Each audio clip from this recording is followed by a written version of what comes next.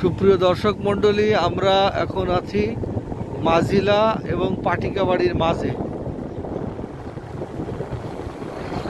আপনারা দেখতে পাচ্ছেন সমস্ত ধানগুলো পেকে গিয়েছে এবং এই পাকা ধানগুলো এখন কাটছে।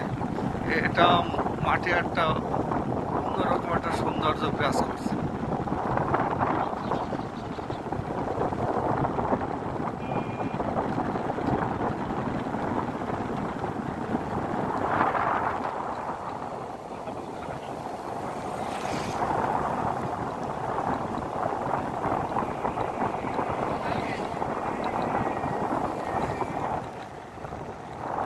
সূর্য ডুবো ডুবো অবস্থা।